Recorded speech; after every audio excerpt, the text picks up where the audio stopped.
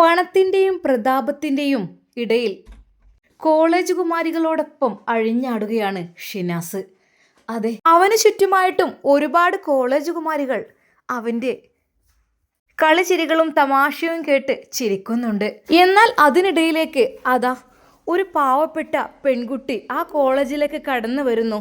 എല്ലാവരുടെയും നോട്ടം അവളുടെ നേർക്കായി. കാര്യം മറ്റൊന്നുമല്ല, കണ്ടാൽ തന്നെ അറിയാം അവളൊരു ദരിദ്രവാസിയാണെന്ന്. അവളുടെ വസ്ത്രം കണ്ടാലും വേഗം തിരിച്ചറിയാൻ കഴിയും. ഇത്രക്കും ഫീസ് കൊടുത്ത് പഠിക്കുന്ന ഈ ഒരു വലിയ കോളേജിൽ ഇവൾക്ക് എന്ത് കാര്യം എന്നുള്ള രീതിയിലാണ് എല്ലാവരും അവളെ നോക്കുന്നത്. എന്നാൽ കൂട്ടത്തിൽ കോടീശ്വരനായ ഷിനാസും വിലപിടിപ്പുള്ള കാറും വിലപിടിപ്പുള്ള മൊബൈൽ ഫോണും വിലപിടിപ്പുള്ള വസ്ത്രങ്ങളെല്ലാം ഉപയോഗിക്കുന്ന ഷിനാസും അത് കാണുന്നു. ഒരു നിമിഷം പാവപ്പെട്ട ആ ഒരു പെൺകുട്ടി എങ്ങോട്ടും നോക്കാതെ നേരെ അതാ കോളേജിൽ അഡ്മിഷൻ എടുത്ത് അവളുടെ സീറ്റിൽ വന്നിരിക്കുന്നു. മറ്റുള്ളവർ കളിയും ചിരിയുമായി അങ്ങനെ നടക്കുന്നു. എന്നാൽ അവൾ അതിലൊന്നും ശ്രദ്ധ കേന്ദ്രീകരിച്ചില്ല. എന്നാൽ കോടീശ്വരനായ ഷിനാസ് ആ ഒരു കാഴ്ച കണ്ടപ്പോൾ മുതൽ തന്നെ ആയിഷയോട് അവൻക്ക് എന്തൊക്കെയോ ഒന്ന് പറയണമെന്ന് തോന്നി. എന്നാൽ കൂട്ടത്തിൽപ്പെട്ട കുമാരികൾ പറഞ്ഞു, അതെ, നീ ആ ദരിദ്രവാസിയെ കണ്ടിട്ടെന്താ ഞെട്ടിപ്പോയോ? നീ എന്താ അവളെ തന്നെ ശ്രദ്ധിച്ചു നോക്കുന്നത്? ഞങ്ങളൊക്കെ ഇവിടെ ഉണ്ടായിട്ടും നിനക്കെന്താ അവളോട് മാത്രം ഒരു കൂടുതലായിട്ടൊരു നോട്ടം? അങ്ങനെയൊന്നല്ല, ആ കുട്ടിയുടെ പേര് ഒക്കെ ഒന്ന് പരിചയപ്പെടാൻ ആഗ്രഹമുണ്ട്. ഓ പിന്നെ അവളെ കണ്ടിട്ട് നീ മയങ്ങണ്ട, അവളൊരു ദരിദ്രവാസിയാണ്, അവൾക്കൊന്നുമില്ല, നീ വെറുതെ അവളുടെ അടുത്തേക്ക് പോകാൻ നിൽക്കണ്ട. എന്നാൽ ഷിനാസ് അതാ അവളുടെ അരികിലേക്ക് പോവുകയാണ്. കോടീശ്വരനായ ഷിനാസ് അവൻ്റെ ആ പണത്തിൻ്റെ പ്രതാപവും മഹിമയും ശരിക്കും അവനെ കാണുമ്പോൾ തന്നെ മനസ്സിലാകും. ഒരു റിച്ച് ലുക്കായിരുന്നു അവൻക്ക്. എന്നാൽ ആയിഷയുടെ നേരെ അവൻ ചെന്നു. അവൾ ആ ബെഞ്ചിൽ അച്ചടക്കത്തോടു കൂടി ഇരിക്കുകയായിരുന്നു. എന്താ പേര്? അവൻ അടുത്തേക്ക് വന്നപ്പോൾ തന്നെ വല്ലാത്തൊരു പെർഫ്യൂംസിൻ്റെ സ്മെല്ല് അവളുടെ മൂക്കിലേക്ക് അടിച്ചു കയറി. അവൾ ഒരു നിമിഷം അവനെ കണ്ടപ്പോൾ ഒന്ന് ഭയന്നു. അതെ, കോളേജിലെ വലിയ ആളുകളായിരിക്കും ഇവരൊക്കെ. അവൾ ഭയത്തോടെ എഴുന്നേറ്റ് നിന്ന് പറഞ്ഞു, എൻ്റെ പേര് ആയിഷ. ഓ ആയിഷ, നൈസ് നെയിം. ആയിഷ, പേര് പോലെ തന്നെ ആയിഷ സുന്ദരിയാണല്ലോ. അവൻ്റെ ചുറ്റുഭാഗത്തുമുള്ള കുട്ടികളെല്ലാം അത് കേട്ട് ചിരിച്ചു. ശരിക്കും ആയിഷയ്ക്ക് അതൊരു പരിഹാസമായി തോന്നി. കാരണം മറ്റൊന്നുമല്ല, അവരെല്ലാവരും ധരിച്ചിരിക്കുന്ന വിലപിടിപ്പുള്ള വസ്ത്രമൊന്നും അവൾക്കില്ലായിരുന്നു.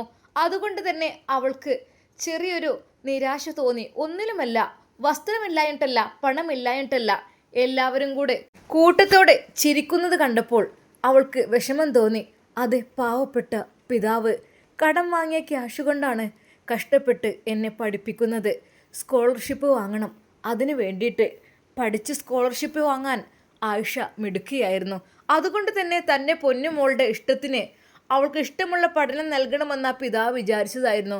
പിതാവിൻ്റെ ആ ഒരു കൊച്ചു കട, അതിൽ വല്ലപ്പോഴും കച്ചവടം നടക്കും, അല്ലാത്തപ്പോൾ ബുദ്ധിമുട്ട് തന്നെ. എങ്കിലും കടം വാങ്ങിയിട്ട് ആ പിതാവ് അവളെ പഠിപ്പിക്കുകയാണ്. പഠിക്കാൻ മിടുക്കിയായ ആയിഷയെ നല്ല രീതിയിലാക്കണം എന്നായിരുന്നു പിതാവിൻ്റെ ആഗ്രഹം. എന്നാൽ ആയിഷക്കും അങ്ങനെ തന്നെ. എൻ്റെ ബാപ്പക്കും എൻ്റെ അനിയത്തിമാർക്കും ഉമ്മക്കൊക്കെ ഞാനൊരു തണലായും തുണയായും നിൽക്കണം എന്നതായിരുന്നു അവളുടെയും ആഗ്രഹം. ഞാൻ പഠിച്ച് ജോലിയൊക്കെ നേടിയിട്ട് എൻ്റെ കുടുംബത്തെ എനിക്ക് നോക്കണം, അതായിരുന്നു അവളുടെ മനസ്സിലെ ഉദ്ദേശം. എന്നാൽ ആ കോളേജിലേക്ക് വന്നപ്പോൾ തൊട്ട് തുടങ്ങിയ ആ ഒരു പരിഹാസം, ചിരി, അതവൾക്ക് വല്ലാതെ വിഷമമായി. എങ്കിലും അവൾ വിചാരിച്ചു, ഇല്ല, ആരെന്തൊക്കെ തന്നെ കളിയാക്കിയാലും പറഞ്ഞാലും ഞാൻ എൻ്റെ ദൗത്യം പൂർത്തീകരിക്കണം, പഠിച്ച് ഉയർന്ന മാർക്ക് വാങ്ങി റാങ്ക് വാങ്ങണം, എന്നിട്ട് സ്കോളർഷിപ്പ് കരസ്ഥമാക്കണം, അതായിരുന്നു അവളുടെ ലക്ഷ്യം. എന്നാൽ ചില കുട്ടികൾ പറഞ്ഞു, ഇത്രക്കും ദരിദ്രവാസികളൊക്കെ ഈ കോളേജിൽ പഠിക്കുക, എത്ര ഫീസൊക്കെ കെട്ടണം, ഇതൊക്കെ അവർക്ക് എവിടുന്നാണ് കിട്ടുന്നത്? അവരുടെ ഡ്രസ്സ് കണ്ടില്ലേ, വില കുറഞ്ഞൊരു ഡ്രസ്സാണ് ധരിച്ചിരിക്കുന്നത്. ഇവിടെ എല്ലാവരും കണ്ടില്ലേ എത്ര മോഡേൺ ഡ്രസ്സുകളൊക്കെയാണ് ധരിച്ചിരിക്കുന്നത്. എന്നാൽ ഒരു പെണ്ണ് പറഞ്ഞു, അതെ, ഡ്രസ്സ് കുറച്ച് മോശമാണെങ്കിലും മൊഞ്ച ആയിഷക്ക് തന്നെയാണ് അല്ലേ. എന്നാൽ അത് മറ്റു പെൺകുട്ടികൾക്കൊന്നും പറ്റിയില്ല. ഓ പിന്നെ അവളിഞ്ഞിപ്പോൾ എങ്ങനെ മൊഞ്ചുണ്ടെങ്കിലും വസ്ത്രധാരണ മോശമായാൽ കഴിഞ്ഞു കഥ.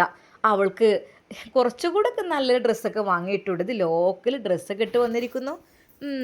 പലരും അവളെ നോക്കി പരിഹാസത്തോടു കൂടി പറഞ്ഞു. എന്നാൽ അവൾ അതൊന്നും മൈൻഡ് ചെയ്തില്ല. അങ്ങനെ അതാ ക്ലാസ് തുടങ്ങി. ക്ലാസ് തുടങ്ങുകയാണ്. സാറെത്തി. എല്ലാവരുടെയും പേരും ഡീറ്റെയിൽസും എല്ലാം ചോദിച്ചു. ആയിഷയെ കണ്ടപ്പോൾ സാറ്, ആയിഷയുടെ വീട് എവിടെയാണ്? അവൾ സ്ഥലം പറഞ്ഞു കൊടുത്തു. എന്നാൽ സാറിന് അവളോട് പ്രത്യേകമായിട്ട് ഒരു അനുകമ്പ തോന്നി. ഓക്കെ അപ്പോൾ ക്ലാസ്സൊക്കെ ഓക്കെ സെറ്റല്ലേ? അപ്പോൾ ഇനി ചെറിയ രീതിയിലൊരു ഗ്രൂപ്പുകളായിട്ടൊന്ന് തിരിക്കണം. എന്നിട്ട് നിങ്ങൾ ഡിസ്കസ് ചെയ്ത് പഠിക്കണം. അതിൽ ഏറ്റവും കൂടുതൽ റാങ്ക് കിട്ടുന്ന ഏത് ഗ്രൂപ്പിനാണ് അവരെ ബെസ്റ്റ് പെർഫോമൻസറായിട്ട് ഇവിടെ പ്രഖ്യാപിക്കും. ഓക്കെ. എന്നാൽ ആയിഷയിൽ ഒരു കണ്ണുണ്ടായിരുന്നു ഷിനാസിനെ. ഷിനാസ് പലപ്പോഴായിട്ട് അവളുടെ അരികിലെത്തി. ആയിഷ, നമ്മളെ മറക്കല്ലേ കേട്ടോ. എന്താ ആയിഷ നിൻ്റെ മുഖത്തൊരു വിഷമം, നിൻ്റെ മുഖത്തൊരു ദുഃഖം? എന്തെങ്കിലും പ്രശ്നമുണ്ടോ? പണത്തിന് വല്ല ആവശ്യമുണ്ടോ? ഇല്ല, ദയവായി അത് നിന്നോട് ചോദിക്കരുത്. എനിക്കൊരു ലക്ഷ്യമുണ്ട് ആയിഷ. എനിക്ക് നിന്നെ കണ്ടപ്പോൾ വല്ലാത്തൊരു ഇഷ്ടം തോന്നുകയാണ് ആയിഷ. നിനക്ക് നല്ല ഡ്രസ്സുകളൊക്കെ ഞാൻ വാങ്ങിത്തരട്ടെ?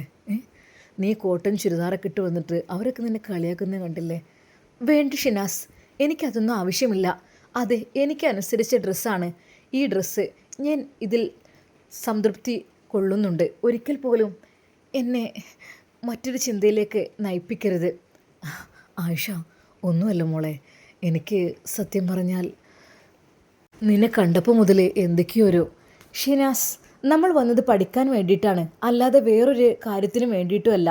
നമ്മൾ പഠിച്ച് സ്കോളർഷിപ്പ് വാങ്ങണം, അതാണ് എൻ്റെ ലക്ഷ്യം, അല്ലാതെ ഉഴപ്പുവാനല്ല വന്നത്.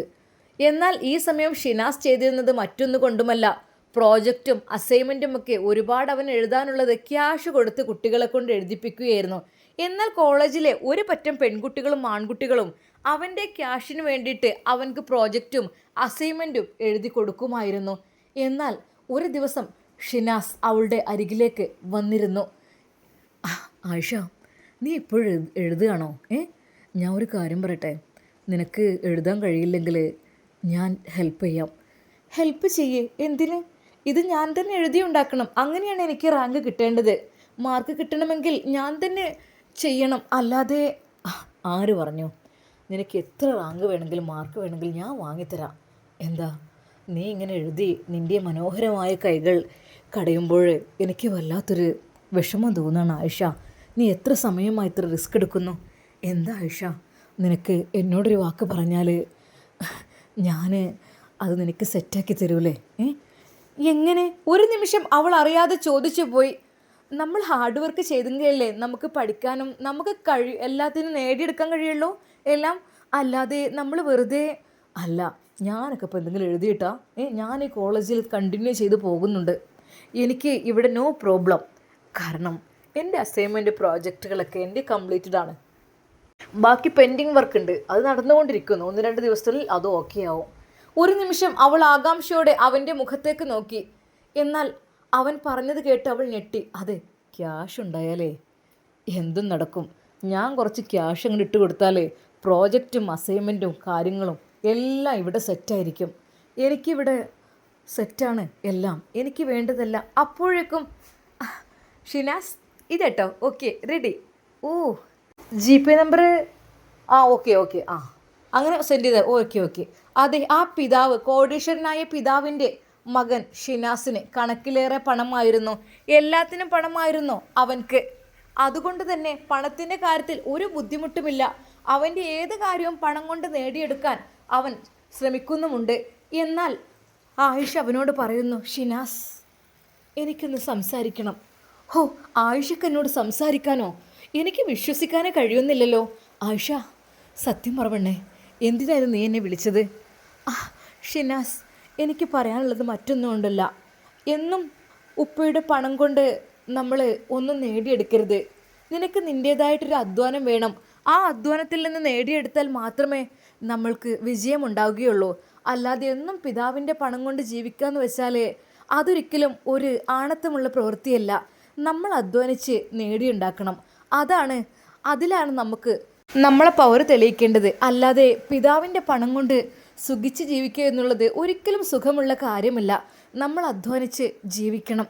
എന്നാൽ ഈ സമയം അതാ ആയിഷ അത് പറഞ്ഞപ്പോൾ അവന് വല്ലാത്തൊരു, ആയിഷ, പിതാവ് അത്ര കണക്കിലേറെ പണം ഉണ്ടാവുമ്പോൾ ഞാൻ പിന്നെ എന്തിന്? അല്ല ഷിനാസ്, ഒരിക്കൽ പോലും നീ പ്രോജക്റ്റും അസൈൻമെൻറ്റും എഴുതാൻ അവരുടെ കയ്യിൽ കൊടുക്കരുത്. നീ അധ്വാനിച്ച് അത് എഴുതി ഉണ്ടാക്കണം. എങ്കിൽ മാത്രമേ അതിനൊരു വിജയത്തിൻ്റെ തിളക്കം ഉണ്ടാവുകയുള്ളൂ. അതിന് വളരെയധികം മധുരമായിരിക്കും ആ വിജയത്തിന്. ഇതിപ്പോൾ പണം കൊണ്ട് എന്തും ചെയ്യാമെന്നാവുമ്പോൾ സത്യം പറഞ്ഞ ഷിനാസ്, എനിക്ക് താല്പര്യമില്ല നിൻ്റെ ഈ വിഷയത്തിനോട്. അതായത് പണം മാത്രമാണ് നിനക്ക് ഉള്ളത്. ആ പണം കൊണ്ട് നീ എന്തും നേടിയെടുക്കും, ശരിയാണ്. പക്ഷേ പണം ഒരിക്കൽ മുഴുവനായി നഷ്ടപ്പെട്ട് കഴിഞ്ഞാൽ നീ പഠിച്ചെടുത്ത, നീ ഉണ്ടാക്കിയെടുത്ത വിദ്യാഭ്യാസം, അല്ലെങ്കിൽ നീ ഉണ്ടാക്കിയെടുത്ത നിൻ്റെ കഴിവ്, അതൊക്കെ കൊണ്ട് പ്രയോജനപ്പെടുത്താൻ പിന്നെ പറ്റൂല.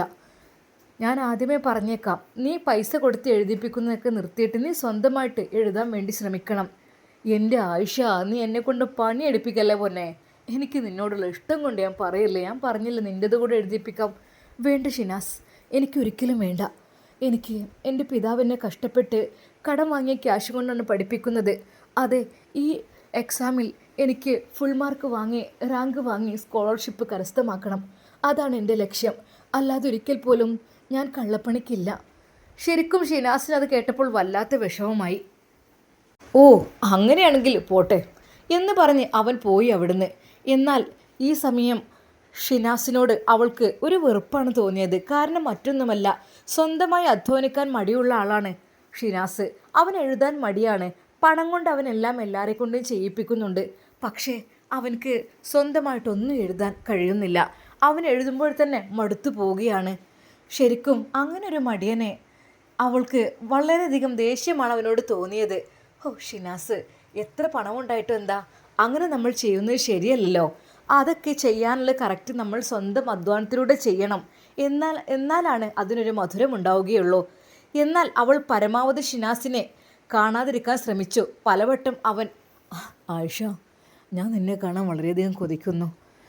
പ്ലീസ് ഷിനാസ്, ഒരിക്കൽ പോലും നീ എൻ്റെ പിറകെ വരരുത്. എൻ്റെ പഠനം നീ ഇല്ലാതാക്കരുത്. എനിക്കൊരു ലക്ഷ്യമുണ്ട്, അത് നേടിയെടുക്കണം. ആയിഷ, ഞാൻ നിന്നെ ഒന്ന് കണ്ടോട്ടെ. എന്തിന്? പ്ലീസ്, ദയവായി എൻ്റെ അടുത്തേക്ക് നീ വരരുത്. എൻ്റെ അപേക്ഷയാണ്.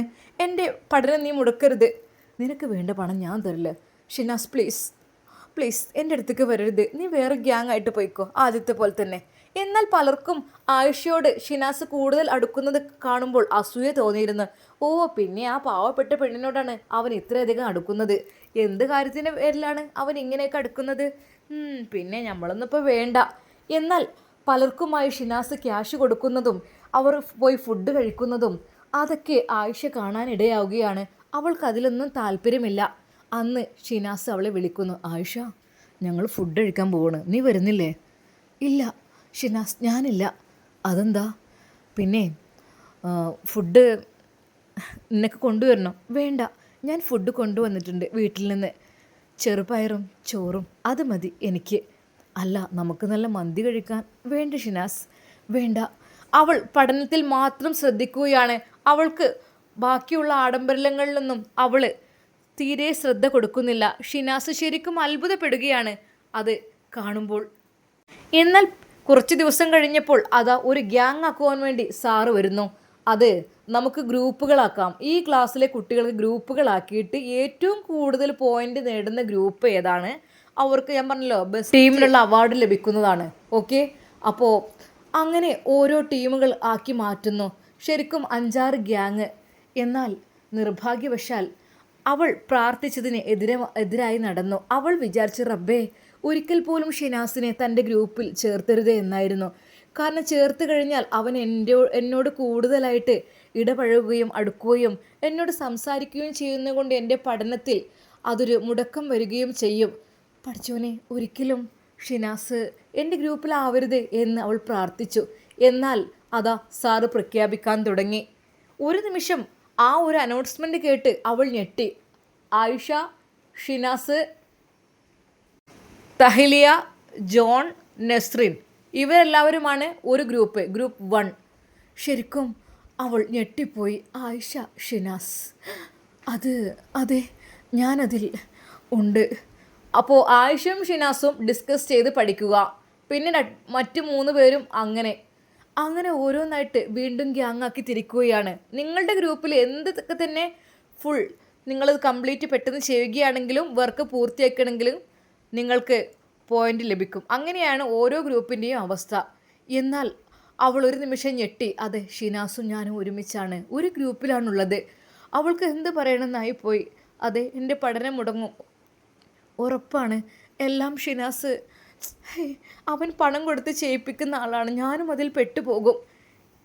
ഷിനാസിൻ്റെ ആ ഒരു അവസ്ഥ അവന് വല്ലാത്ത സന്തോഷമായി. അതെ, ആയിഷ എൻ്റെ ഗ്രൂപ്പിലുണ്ട്. അവന് സന്തോഷം കൊണ്ട് അതിരില്ലായിരുന്നു. അവൻ അന്ന് ആ ക്യാമ്പസിലാകെ എല്ലാവർക്കും വേണ്ടിയിട്ട് അതാ മിഠായി വിതരണം നൽകുന്നു, സ്വീറ്റ്സുകൾ കൊടുക്കുന്നു, ഫുഡ് കൊടുക്കുന്നു. അങ്ങനെ ഒരുപാട് ചോക്ലേറ്റ്സും കാര്യങ്ങളും. എന്താടാ സ്പെഷ്യല്? അതെ, എൻ്റെ ഗ്യാങ്ങിൽ ഞാൻ ആഗ്രഹിച്ച പെണ്ണുണ്ട്, അത് തന്നെ. എല്ലാവർക്കും അസൂയ തോന്നി. ഷിനാസും ആയിഷയും വളരെയധികം അടുപ്പമുണ്ടെന്ന് പലരും പറഞ്ഞുണ്ടാക്കി. എന്നാൽ അത് അവൾക്ക് വല്ലാത്തൊരു ഭയം തോന്നി. അങ്ങനെ ഷിനാസ് അതാ അവളുടെ കൂടെ അസൈൻമെൻറ്റും പ്രോജക്റ്റുകളൊക്കെ പൂർത്തിയാക്കാൻ എഴുതാൻ ഇരിക്കുന്നു, അവളുടെ നേരെ മുമ്പിലായിക്കൊണ്ട്. എന്നാൽ അവൻ വെറുതെ ഒന്ന് എഴുതി തുടങ്ങുമ്പോൾ തന്നെ അവനും അടുത്തു. അവന് പണം കൊടുത്ത് ആളുകളെ കൊണ്ട് ചെയ്യിപ്പിക്കുവാനുള്ള പരിപാടി അപ്പോഴും. എന്നാൽ ഒരു നിമിഷം ആയിഷ ചോദിച്ചു, ഷിനാസ്, നീ ഇതൊന്നും കംപ്ലീറ്റ് ചെയ്തില്ലല്ലോ, ഞാൻ എത്ര എഴുതി, നീ എന്താ എഴുതാത്തത്? എൻ്റെ ആയിഷ, എനിക്ക് കഴിയുന്നില്ലടി, ഞാൻ പണം കൊടുത്ത് ചെയ്യിപ്പിക്കുന്നതല്ലേ, എനിക്കതൊന്നും ആവില്ലടി. ഷിനാസ് പ്ലീസ്, ഞാൻ നിൻ്റെ ഗ്യാങ്ങിൽ നിന്ന് ഒഴിഞ്ഞു മാറുകയാണ്. ഒരിക്കലും നമ്മുടെ ഗ്യാങ് തോൽക്കാൻ പാടില്ല, അതൊക്കെ ഇല്ലീഗലായിട്ടുള്ള പ്രവൃത്തികളാണ്. അതായത് നീ ഒരിക്കൽ പോലും ഇങ്ങനെ ചെയ്യുന്നത് ഇവിടുത്തെ നിയമത്തിന് നിരക്കാറ്റുന്നതാണ്. അതുകൊണ്ട് തന്നെ നമുക്ക് റാങ്ക് നഷ്ടപ്പെടും. നമ്മൾ ബെസ്റ്റ് പെർഫോമൻസർ ആകാൻ നമുക്ക് കഴിയില്ല. ഷിനാസ് പ്ലീസ്, നീ ദയവായി എഴുത്. ആയിഷ, എനിക്ക് കഴിയുന്നില്ലടി. എന്നാൽ അതാ ആയിഷ പറഞ്ഞു, അങ്ങനെയാണെങ്കിൽ ഞാൻ ഈ ഗ്യാങ്ങിൽ നിന്ന് ഒഴിഞ്ഞു പോവുകയാണ്. ഒരിക്കൽ പോലും ഇനി എന്നെ കാക്കണ്ട. അതെ, ഞാൻ വേറെ ഗ്യാങ്ങിലേക്ക് ചേർന്നോളാം. ആയിഷ, നീ എന്തേ പറയുന്നത്? എന്നാൽ അതാ പതുക്കെ അവൻ എഴുതി തുടങ്ങി. അത് ആയിഷയ്ക്ക് വളരെയധികം സന്തോഷം തോന്നി. അതിനിടയിൽ അവൾ പറഞ്ഞു, ഷിനാസ്, നമ്മൾ അധ്വാനിച്ച് നേടണം എന്തും. ഒരിക്കൽ പോലും നമ്മൾ അധ്വാനിക്കാതെ ഒന്നും നേടാൻ പാടില്ല. ബാപ്പയുടെ സ്വത്ത് കൊണ്ടും മുതൽ കൊണ്ടും സമ്പത്ത് കൊണ്ടുമല്ല നമ്മൾ ജീവിക്കേണ്ടത്. നമ്മൾ അധ്വാനിച്ച് നേടിയത് അതിന് പ്രത്യേക ഒരു പവറാണ്. ഒരിക്കൽ പോലും നമ്മളെ അവകാശം മുതലോ അല്ലെങ്കിൽ പിതാവിൻ്റെ സ്വത്തോ അല്ല ഉപയോഗിക്കേണ്ടത്. നമ്മൾ സ്വന്തമായിട്ട് അധ്വാനിക്കണം, അങ്ങനെ നേടിയെടുക്കണം, അതാണ് വേണ്ടത്. എന്നാൽ അവളുടെ ആ ഒരു വാക്കുകൾ പതുക്കെ അവൻ്റെ ചെവിയിലേക്ക് അലിഞ്ഞു ചേർന്നു. ഒരു ദിവസം ആയിഷ വന്ന സമയത്ത് അവളുടെ മുഖം വല്ലാണ്ടിരിക്കുന്നു. കാര്യം മറ്റൊന്നുമല്ല, പിതാവിന് സുഖമില്ല. പിതാവിന് വല്ലാത്ത വിഷമം, എന്തൊക്കെയോ ഓപ്പറേഷൻ കാര്യങ്ങൾ അതൊക്കെ വേണമെന്നൊക്കെ പറഞ്ഞത്. അതുകൊണ്ട് തന്നെ കടയിൽ ഇരിക്കാനും ആളില്ല, ഉണ്ടെങ്കിൽ തന്നെ അതിൽ ബിസിനസ് നടക്കുന്നില്ല. അത് വലിയൊരു പ്രാരാബ്ധമായി മാറുകയാണ് അവർക്ക്. എന്നാൽ ആയിഷ ഒരു നിമിഷം ചിന്തിച്ചു, റബ്ബേ, എൻ്റെ പഠനമൊന്ന് പൂർത്തിയായിരുന്നെങ്കിൽ ഞാൻ വല്ല ഷോപ്പിലും നിന്നിട്ട് അല്ലെങ്കിൽ എനിക്ക് എന്തെങ്കിലുമൊക്കെ ഒരു ജോലി കിട്ടിയിരുന്നെങ്കിൽ എൻ്റെ കോളേജ് കഴിഞ്ഞിട്ട് ഞാൻ നിന്നിട്ട് കുടുംബം പോറ്റിയേനെ. അവളുടെ മനസ്സിൽ അതായിരുന്നു ചിന്ത. അന്ന് വിഷമത്തോടെ ഇരിക്കുന്ന ആയിഷയുടെ അരികിലേക്ക് അവനെത്തി. ആയിഷ, എന്തു പറ്റി? നിൻ്റെ മനോഹരമായ മുഖം വല്ലാതെ വാടി തളർന്നിരിക്കുന്നു. ഷിനാസ്, ഒന്നുമില്ല, പ്ലീസ്. എന്താ ആയിഷ, എന്നോട് പറഞ്ഞൂടെ എല്ലാം? ഒന്നുമില്ല, എന്നാലും അത് എൻ്റെ ഉപ്പക്ക് സുഖമില്ല. അപ്പോൾ വീടിന് വാടക കൊടുക്കാനും ഒക്കെ ഞങ്ങൾക്ക് ഞങ്ങളുടെ ജീവിതത്തിന് എന്തെങ്കിലുമൊക്കെ ഒരു ജോലി കിട്ടിയിരുന്നെങ്കിൽ ഞാൻ ആലോചിക്കുകയാണ്. എൻ്റെ പൊന്നു പെണ്ണെ, നിനക്ക് വേണ്ട എത്ര ക്യാഷാണ് ഞാൻ തരൂലേ? നിൻ്റെ വീടിൻ്റെ വാടക ഞാൻ കൊടുക്കൂലേ? നിനക്ക് സ്വന്തമായി വീടുണ്ടാക്കി തരൂലേ? നിൻ്റെ പിതാവിനുള്ള ചികിത്സക്ക് ഞാൻ തരൂലേ? നീ എന്താ ഇങ്ങനെ വിഷമിക്കുന്നത്? എന്നാൽ ആയിഷ പറഞ്ഞു, വേണ്ട, ഒരിക്കൽ പോലും വെറുതെ കിട്ടുന്നത് എനിക്കിഷ്ടമല്ല. എനിക്കിഷ്ടം എപ്പോഴും അധ്വാനിച്ച് ജീവിക്കുന്നതാണ്. എൻ്റെ ആയിഷ, ഈ ഒരു സമയത്ത് നീ എങ്ങനെ അധ്വാനിക്കാൻ? നീ പഠിക്കുകയല്ലേ? നിൻ്റെ പിതാവിൻ്റെയൊക്കെ അവസ്ഥ അതെനിക്ക് നന്നായിട്ടറിയാം. പിന്നെ നീ ഞാൻ തരുന്ന ക്യാഷ് സ്വീകരിക്ക്. നിൻ്റെ പിതാവിൻ്റെ ചികിത്സക്കും വീടിന് വാടക കൊടുക്കാനുള്ളതും അങ്ങനെയൊക്കെ നീ ഒന്ന് ചെയ്യ്. അല്ല, ഞങ്ങളാ ഷോപ്പ് വിൽക്കുകയാണ്. ഷോപ്പ് അത് ചെറിയൊരു പെട്ടിക്കടയല്ലേ, അതിലിപ്പോൾ എന്ത് കിട്ടാനാ? അല്ലാതെ എന്ത് ചെയ്യും ഞങ്ങൾ? അവളുടെ നേരെ അതാ അവൻ നോട്ടുകെട്ടുകൾ നീട്ടുമ്പോൾ ഒരിക്കൽ പോലും അവൾ അത് വാങ്ങിയില്ല. വേണ്ട ഷിനാസ്, ഇതൊന്നും എനിക്ക് അവകാശപ്പെട്ടതല്ല. ഇതൊക്കെ അർഹതപ്പെട്ടതല്ല, ഇതൊക്കെ അർഹതപ്പെട്ടവർക്ക് കൊടുത്തോളൂ, എനിക്ക് അധ്വാനിച്ച് ജീവിക്കുന്നതാണ് ഇഷ്ടം. എന്നാൽ ആയിഷയുടെ ആ ഒരു നീക്കം ശരിക്കും അവനെ തന്നെ ചിന്തിപ്പിച്ചു. ഞാനൊക്കെ എൻ്റെ പിതാവിൻ്റെ സ്വത്ത് എത്രമാത്രം ചിലവഴിക്കുന്നു, എത്രമാത്രം ഞാനത് എടുക്കുന്നു, എന്നിട്ട് പോലും എനിക്കൊരിതുമില്ലല്ലോ. ഇവളെന്താ ഇങ്ങനെ? ഇവൾക്ക് അധ്വാനിച്ചത് മാത്രം മതി, ദാനമായി കിട്ടിയതൊന്നും വേണ്ടെന്നാണല്ലോ ഇവൾ പറയുന്നത്. ഹോ, ഇങ്ങനെ ഉണ്ടാവുമല്ലോ പെൺകുട്ടികൾ. ശരിക്കും അവളെക്കുറിച്ച് ഓർത്തപ്പോൾ അവന് വല്ലാത്തൊരു സന്തോഷമാണ് തോന്നിയത്. എന്നാൽ അവൻക്ക് തോന്നി, അതെ, അവൾ ജോലി ചെയ്ത് അധ്വാനിച്ച് മാത്രമേ പണമുണ്ടാക്കുകയുള്ളൂ. അതുകൊണ്ട് തന്നെ അതാ അവരുടെ വലിയൊരു കമ്പനിയുടെ ഓഫീസിലേക്ക് ഒരു സ്റ്റാഫിനെ ആവശ്യമുണ്ട്. അത് കോളേജിന് മുമ്പിൽ തന്നെ അവൻ പരസ്യമായി ഒട്ടിക്കുകയും ചെയ്തു. എന്നാൽ ആയിഷ അത് കാണാനിട വന്നു. പലരും എൻക്വയറിയുമായി മുന്നോട്ട് വന്നു. എന്നാൽ ആയിഷയുടെ കോൾ കണക്റ്റായി. ആയിഷ വിളിച്ചു, ഹലോ, ആ ഇത് സഫ ഗ്രൂപ്പ് ഓഫ് കമ്പനിയുടെ. ആ അതെ. അല്ല, ഇൻ്റർവ്യൂവിന് ഒരു ജോബ് വാക്കൻസി ഉണ്ടെന്ന് പറഞ്ഞിരുന്നു. ആ ഓക്കെ ഓക്കെ, മറ്റന്നാൾ ഇൻ്റർവ്യൂവിന് വന്നോളൂ കേട്ടോ. ഓക്കെ. ഒരു നിമിഷം അവൾക്ക് ആശ്വാസം തോന്നി. ഒരിക്കൽ പോലും അത് ഷിനാസിൻ്റെ പിതാവിൻ്റെ ഓഫീസാണെന്നോ കമ്പനിയാണെന്നോ അത് അവൾക്ക് അറിഞ്ഞില്ല. അവൾ മനസ്സിൽ സന്തോഷിച്ചു. അതെ, ഒരാളുടെ മുമ്പിൽ കൈനീട്ടാതെ എനിക്ക് ജീവിക്കാൻ പറ്റുമല്ലോ എന്ന് വീട്ടിലൊക്കെ കാര്യം പറഞ്ഞു. അതെ ഉപ്പ, എനിക്കൊരു ജോലി തരപ്പെട്ടിട്ടുണ്ട്, മറ്റന്നാളാണ് ഇൻ്റർവ്യൂ. ഞാൻ വിളിച്ചു നോക്കിയപ്പോൾ അവർ അറ്റൻഡ് ചെയ്യാൻ പറഞ്ഞിട്ടുണ്ട്. മോളെ, ആണോ? ബുദ്ധിമുട്ടാവോ? അല്ല, മോൾക്ക് പഠനം ഇതും കൂടെ. ഉപ്പ, കുഴപ്പമില്ല.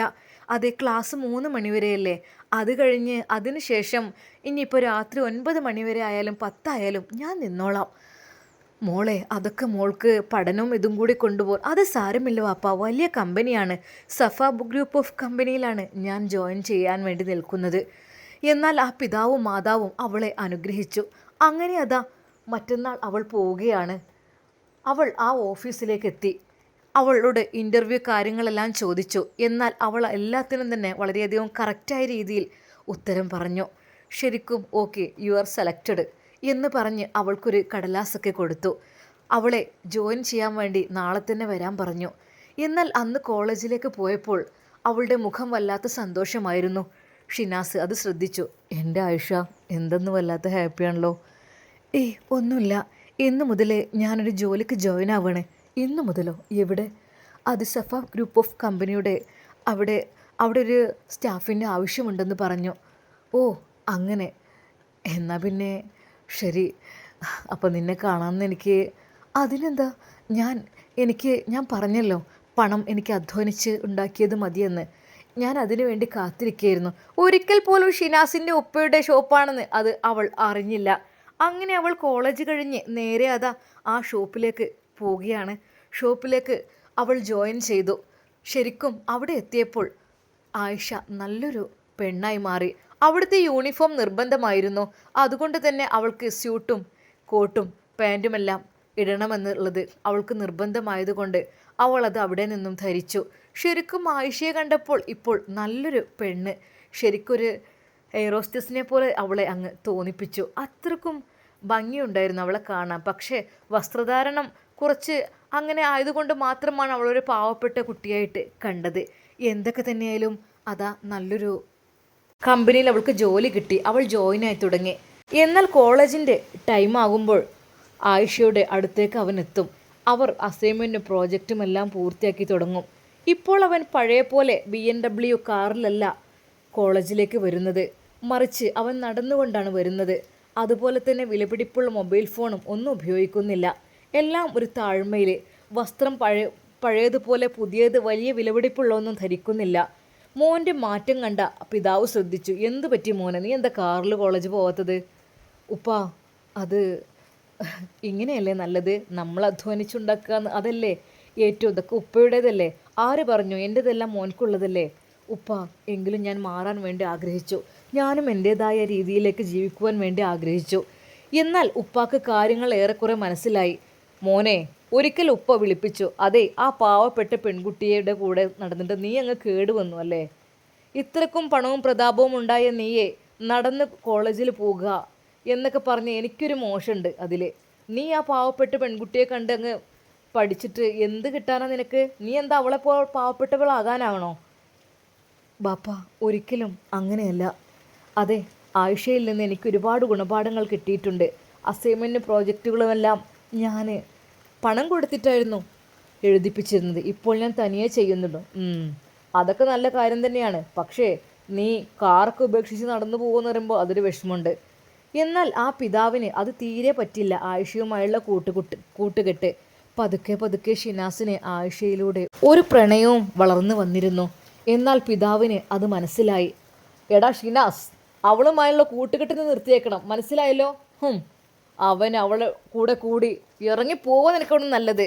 ബാപ്പ, അവൾ നല്ലതാണ്, അവൾ നല്ലവളാണ്. അതെ, എനിക്ക് ജീവിതത്തിലൊരു പെണ്ണുണ്ടെങ്കിൽ അത് അവൾ മാത്രമായിരിക്കും. ഷിനാസ്, നീ എന്നെ മാനം കെടുത്തു അല്ലേ? പാവപ്പെട്ട ആ ഒരു എച്ചിൽ കുടുംബത്തിൽ നിന്ന് ആ പെണ്ണിനെ നീ എങ്ങാനും ഈ ഒരു കുടുംബത്തിലേക്ക് കയറ്റിക്കൊണ്ടുവന്നാൽ തീർച്ചയായും എൻ്റെ മാനത്തിന് ഇത് നഷ്ടം വരും. അതുകൊണ്ട് ഇറങ്ങിപ്പോടാ എൻ്റെ വീട്ടിൽ നിന്ന് എന്ന് പറഞ്ഞ് ഷിനാസിനെ അതാ ആ ബാപ്പ തള്ളി പറയുന്നു.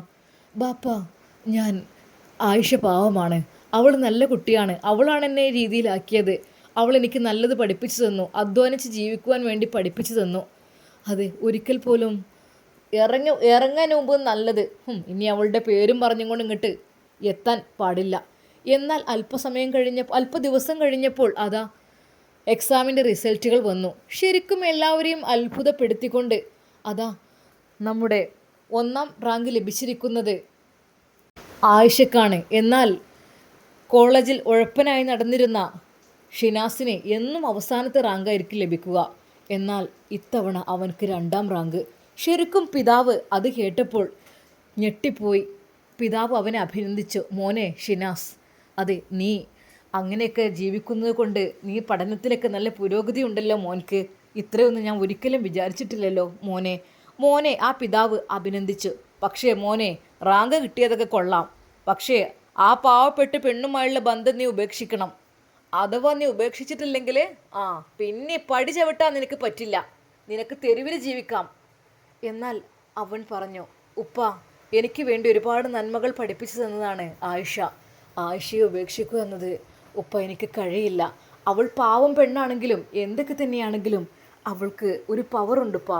അധ്വാനിച്ച് മാത്രമേ ജീവിക്കുള്ളൂ, ഒരാളുടെ മുമ്പിൽ കൈ നീട്ടില്ല എന്നുള്ള ഒരു പവറുണ്ട്. അതുകൊണ്ട് തന്നെ അവൾ നല്ലതല്ലേ? അവൾ നല്ലത് ചീത്ത എന്തേ ആയിക്കോട്ടെ, പക്ഷേ എൻ്റെ മോൻ ഷിനാസ് അവളെ സ്നേഹിക്കാൻ പാടില്ല, അവളെ ഇഷ്ടപ്പെടാൻ പാടില്ല.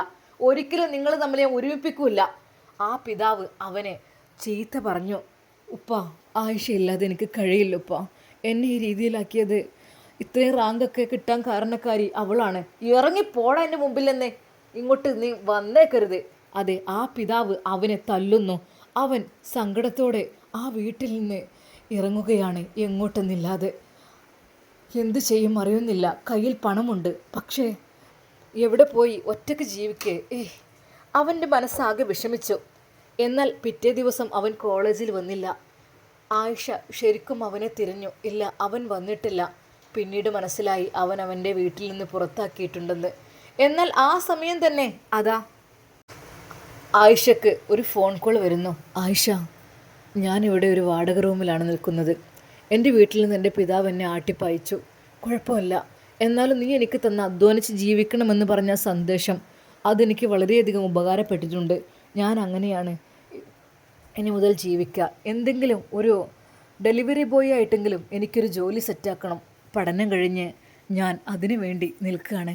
ശരിക്കും അവനതാ മോശമായ എന്ന് വെച്ചാൽ വളരെയധികം ശമ്പളം കുറഞ്ഞ രീതിയിൽ തൻ്റെ മകൻ ജോലി ചെയ്യുന്നുണ്ട് എന്നുള്ളതാ പിതാവ് അറിഞ്ഞപ്പോൾ പിതാവ് അവനെ വിളിച്ചു. എടാ, നിന്നെ ഒരിക്കൽ കൂടി ഞാൻ വിളിക്കുന്നുണ്ട്. നിനക്ക് ഈ കൊട്ടാരത്തിൽ സ്വർഗ്ഗതുല്യമായ ജീവിതമായിരുന്നു. ഇപ്പോൾ നീ ഒരു ഡെലിവറി ബോയ്, തുച്ഛമായ ശമ്പളത്തിന് പണിയെടുക്കുന്ന ഒരാൾ, അതും കോടീശ്വരൻ്റെ മകന്. എനിക്കുണ്ടതിൽ മോശം. ഒരിക്കൽ കൂടി ഞാൻ നിന്നെ ക്ഷണിക്കുകയാണ്, നിനക്ക് വീട്ടിലേക്ക് തിരിച്ചു വരാം. പക്ഷേ ആയിഷ എന്ന് പറഞ്ഞ പാവപ്പെട്ട ആ പെണ്ണിനെ ഒരിക്കൽ പോലും നീ സ്നേഹിക്കരുത്. അവളുമായുള്ള ബന്ധം നീ ഒഴിവാക്കിയാൽ നിനക്കിവിടെ കയറാം. എന്നാൽ അവന് വളരെയധികം വിഷമിച്ചു. അവന് വല്ലാത്ത പ്രയാസമുണ്ടാക്കി. ഉപ്പ, എന്തില്ലെങ്കിലും വേണ്ടില്ല, ആയിഷയെ വിട്ടൊരു ജീവിതം എനിക്കില്ലുപ്പ. അവൻ അത് പറഞ്ഞപ്പോൾ ബാപ്പാക്ക് വീണ്ടും ദേഷ്യം വന്നു. കടന്നു പോകരുത് ഈ പടിക്കകത്ത് നീ. എന്നാൽ അവൻ ജോലി ചെയ്തു. എന്നാൽ അവൻ ഡെലിവറി ബോയ് ആയി പോകുന്നത് ശരിക്കും ആയിഷ കാണുവാൻ ഇടയായി. അവളുടെ മനസ്സ് മന്ത്രിച്ചു. അത് ബാപ്പയുടെ സ്വത്തവകാശത്തിൽ നിന്ന് ജീവിക്കാതെ അധ്വാനിച്ച് ജീവിക്കുക എന്നുള്ളത് വളരെയധികം പവറുള്ള കാര്യം തന്നെയാണ്. അവൾ അതിൽ സന്തോഷിച്ചു. എന്നാൽ അതിനിടയിൽ ആയിഷയുടെ പിതാവ് ഇതറിഞ്ഞു. മോൻ എൻ്റെ വീട്ടിലേക്ക് പോര്, അവിടെ സ്ഥലമുണ്ടല്ലോ, അവിടെ കഴിയാലോ, നിനക്ക് ആര് തള്ളി പറഞ്ഞാലും ഞങ്ങളുള്ള സൗകര്യത്തിൽ നിനക്ക് ജീവിക്കാം. അങ്ങനെ അവൻ അവിടെയും എത്തി. അവിടെ എത്തിയപ്പോൾ ആയിഷക്ക് ആദ്യമൊന്നും കുഴപ്പമില്ലായിരുന്നു. പിന്നീട് ആയിഷ പറഞ്ഞു, എൻ്റെ പ്രിയപ്പെട്ട ഷിനാസ്, നിങ്ങൾ മടങ്ങിപ്പോകണം പിതാവിൻ്റെ അരികിലേക്ക്. അതെ, അധ്വാനിച്ചാണെങ്കിലും പിതാവിൻ്റെ അടുത്ത് നിന്നോളൂ. പിന്നെ ഞാൻ ഒരു കാര്യം പറയാം, അതായത് എന്നെ ഉപേക്ഷിച്ചോളൂ. ഞാൻ അധ്വാനിച്ച് ജീവിക്കാനൊക്കെ പ്രാപ്തിയായി കഴിഞ്ഞു. ഇനി ഷിനാസും ആ ഒരു വഴിയിൽ തന്നെ തുടരുന്നതാണ് എനിക്കിഷ്ടം. ഒരിക്കലും ബാപ്പയുടെ മാത്രം ആശ്രയിച്ച് നമ്മൾ ജീവിക്കരുത്. അവരില്ലെങ്കിലും നമുക്ക് ജീവിക്കണ്ടേ? അതുകൊണ്ട് നീ വീട്ടിലേക്ക് മടങ്ങിപ്പോയിക്കോളൂ. എന്നോട് എന്തെങ്കിലും ഇഷ്ടം തോന്നിയിട്ടുണ്ടെങ്കിൽ അതൊക്കെ മറന്നേക്കോ. നിങ്ങൾക്ക് നല്ല ജീവിതം കിട്ടട്ടെ. നല്ല പെൺകുട്ടികളെ കിട്ടുമല്ലോ, പണക്കാരികളായ. ഈ പോലുള്ള പാവങ്ങളെ ഒന്നും ഒരിക്കലും നിങ്ങൾ കാത്തിരിക്കേണ്ട. അതൊന്നും പിതാവിന് ഇഷ്ടമല്ല. എന്നാൽ ഷിനാസ് അവിടെ നിന്നും സങ്കടത്തോടെ ഇറങ്ങി. അവൻ പറഞ്ഞു, ആയിഷ, ഞാനിവിടെ നിന്ന് ഇറങ്ങാം. പക്ഷേ എൻ്റെ മനസ്സിൽ എപ്പോഴും നീയായിരിക്കും.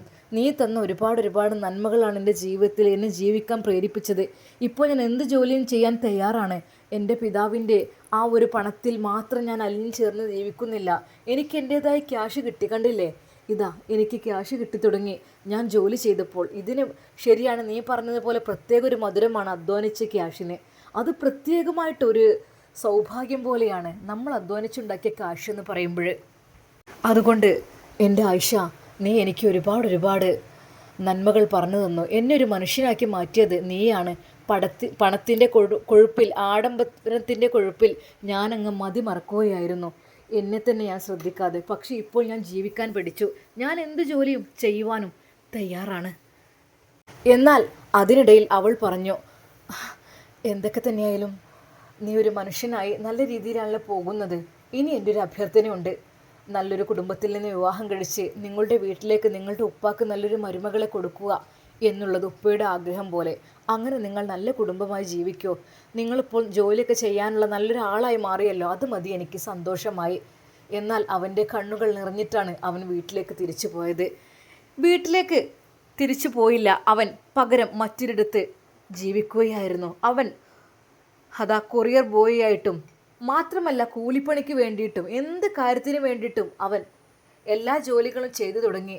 അവൻ്റെ പഠനത്തിന് ശേഷം അവൻ ക്യാഷ് സമ്പാദിക്കാൻ തുടങ്ങി. എന്നാൽ ആ പിതാവിന് ആ മകൻ വീട്ടിൽ നിന്ന് ഇറങ്ങിപ്പോയതിന് ശേഷം വല്ലാത്ത വിഷമമായിരുന്നു. ഞാനായിട്ടാണ് അവനെ പുറത്താക്കിയത്. ഒരിക്കൽ കൂടി ആ പിതാവ് അവനെ വന്ന് വിളിച്ചു, മോനെ, നീ പോര്, നിനക്ക് സുഖമായി അവിടെ കഴിയാം. ഉപ്പാ, ഞാനിവിടെ അധ്വാനിച്ച് ജീവിക്കുന്ന സുഖം എനിക്ക് ആ മണിമാളികയിൽ കിട്ടുന്നില്ല. ആ പണത്തിൻ്റെ കൊഴുപ്പിൽ എനിക്ക് എന്താണ് ജീവിതമെന്ന് പോലും ഞാൻ അറിഞ്ഞിട്ടില്ല. മോൻ പോരൂ. പിന്നെ അവൾ നിന്നെ ഉപേക്ഷിച്ചില്ലേ, ഇനിയെങ്കിലും മോൻ പോരൂ. എന്നാൽ ആ പിതാവ് അത് എങ്ങനെയൊക്കെ അറിഞ്ഞിട്ടുണ്ട്. ആയിഷ പറഞ്ഞ കാര്യങ്ങൾ, അതെ, നല്ല രീതിയിൽ ജീവിച്ചോളൂ, വിവാഹം കഴിച്ച് എന്നുള്ള കാര്യം ആ പിതാവ് അറിഞ്ഞു. എന്നാൽ തൻ്റെ മകൻ്റെ മുഖത്ത് ആ സന്തോഷമുണ്ടായിരുന്നില്ല. പിതാവിൻ്റെ മനസ്സലിയുകയാണ്. മോനെ, എൻ്റെ കുട്ടി വീട്ടിലേക്ക് വാ, നമുക്ക് എൻ്റെ കുട്ടിയുടെ ആഗ്രഹമൊക്കെ. ബാപ്പ, വേണ്ട ബാപ്പ, ഞാൻ ഇങ്ങനെ കഴിഞ്ഞോളാം. മോനെ, എൻ്റെ കുട്ടി ആഗ്രഹിച്ച പെണ്ണിനെ തന്നെ ഞാൻ എൻ്റെ മോൻക്ക് കല്യാണം കഴിച്ചു തരും. അങ്ങനെ ആ പിതാവ് അവളുടെ പിതാവുമായി സംസാരിക്കുന്നു. നിങ്ങളുടെ മകൾ ആയിഷയെ എൻ്റെ മരുമകളാക്കി നിങ്ങൾ തരുമോ? എന്നാൽ ആ പിതാവ് ഞെട്ടി. നിങ്ങൾ എന്താണ് ഈ പറയുന്നത്? കോടീശ്വരന്മാരായ നിങ്ങൾ ഞങ്ങളുടെ പാവപ്പെട്ട ഫാമിലിയെ, അത് സാരമില്ല, പക്ഷേ നിങ്ങളുടെ മകൾ ആയിഷ എൻ്റെ മകൻ്റെ മനസ്സിലങ്ങ് അലിഞ്ഞു ചേർന്നിരിക്കുന്നു. അവനെ ഒരാളാക്കി മാറ്റിയത്, അതായത് നല്ലൊരു മനുഷ്യനാക്കി മാറ്റിയത് നിങ്ങളുടെ മകളാണ്. അല്ലെങ്കിൽ അവനൊരു ഉഴപ്പനായി പോവുകയായിരുന്നു. അതുകൊണ്ട് ദയവായി നിങ്ങൾ ഈ അഭ്യർത്ഥന മാനിക്കണം. എന്നാൽ ഒട്ടും പ്രതീക്ഷിക്കാതെ തൻ്റെ ജീവിതത്തിലേക്ക് ആയിഷ വീണ്ടും കടന്നു വരാൻ ഒരുങ്ങുന്നു എന്നറിഞ്ഞ അവൻ ഒരുപാട് സന്തോഷിച്ചു. സന്തോഷത്തോടു കൂടി പിതാവ് അവരുടെ രണ്ടുപേരുടെയും ആ ഒരു വിവാഹം നടത്തിക്കൊടുത്തു. എന്നാൽ ആ നിമിഷവും ആയിഷ പറഞ്ഞു, ഷിനാസ്, ഒരിക്കൽ പോലും ഇനിയും നമ്മൾ ഉപ്പയുടെ ആ ഒരു സമ്പാദ്യത്തിലല്ല ജീവിക്കേണ്ടത്. മറിച്ച് നമുക്ക് സ്വന്തമായിട്ട് ഒരു കമ്പനി തുടങ്ങണം. അതെ, സഫാഫ് ഗ്രൂപ്പ് ഓഫ് കമ്പനിയുടെ രണ്ടാം കമ്പനിയായിട്ട് നമുക്ക് മറ്റൊരു ഗ്രൂപ്പ് ഓഫ് കമ്പനി തുടങ്ങണം. എന്താ, പറ്റില്ലേ? തീർച്ചയായും അവൻ അതിനുള്ള പ്ലാനിങ്ങും കാര്യങ്ങളെല്ലാം തയ്യാറാക്കി. അവർ രണ്ടുപേരും ഒരുമിച്ച് നല്ല രീതിയിൽ ഹാർഡ് വർക്ക് ചെയ്തു. എല്ലാം സെറ്റായി തുടങ്ങി. അങ്ങനെ അതാ പുതിയൊരു കമ്പനി കൂടി അവർ ഇടുകയാണ്, പുതിയൊരു ബിസിനസ് ഗ്രൂപ്പ്. ശരിക്കും അവർ വിചാരിച്ചതിനേക്കാൾ വളരെയധികം ഉഷാറായി മാറി. അത് സന്തോഷത്തോടു കൂടി ആ ഒരു ബിസിനസ് ഗ്രൂപ്പിൻ്റെ ഉദ്ഘാടന കർമ്മം നിർവഹിക്കാൻ ആ പിതാവിനെ വിളിച്ചിരുന്നു. എന്നാൽ ആ പിതാവ് എല്ലാവർക്കും വേണ്ടി ഒരു പാഠം നൽകി. അതെ, ഇതെൻ്റെ മരുമകളാണ്, ഇവളാണ് ഈ ഒരു വലിയ ഗ്രൂപ്പ് ഓഫ് കമ്പനി കെട്ടിപ്പടുക്കാനുള്ള കാരണക്കാരി, ഇവൾക്കാണ് ഇതിൻ്റെ ക്രെഡിറ്റ്. എൻ്റെ മകനെ നല്ല രീതിയിൽ ബിസിനസ് പഠിപ്പിച്ചതും ഹാർഡ് വർക്ക് ചെയ്താൽ എന്തും നേടിയെടുക്കാമെന്ന് പഠിപ്പിച്ചതും എൻ്റെ ഈ മരുമകളാണ്. അതുകൊണ്ട് ഈ മരുമകൾക്കാണ് ഇതിൻ്റെ ക്രെഡിറ്റ് മുഴുവൻ. തൻ്റെ പ്രിയപ്പെട്ട മകനാണിത്. മകന് എൻ്റെ രീതിയിൽ അങ്ങ് ജീവിച്ചു പോവുമായിരുന്നു. പക്ഷേ അവർ സ്വന്തമായി ഉണ്ടാക്കിയതായതുകൊണ്ട് തന്നെ എനിക്ക് അവരെ പ്രത്യേകം ഒന്ന് അഭിനന്ദിക്കണം. എല്ലാവരും ഇത് കണ്ട് പഠിക്കണം, എൻ്റെ ആയിഷയെ കണ്ട്. ശരിക്കും ആ പിതാവിൻ്റെ പ്രസംഗം കേട്ട് എല്ലാവരും സന്തോഷിച്ചു. എന്നാൽ ഒരു നിമിഷം ആ പിതാവ് തൻ്റെ പ്രിയപ്പെട്ട മകനെ കെട്ടിപ്പിടിച്ചു പറഞ്ഞു, മോനെ, അതെ, ആയിഷ നിൻ്റെ ഭാഗ്യമാണ്. നിൻ്റെ ജീവിതത്തിലുടനീളം അവൾ ഉള്ളിടത്തോളം കാലം നീ എപ്പോഴും ഭാഗ്യവാനായിരിക്കും.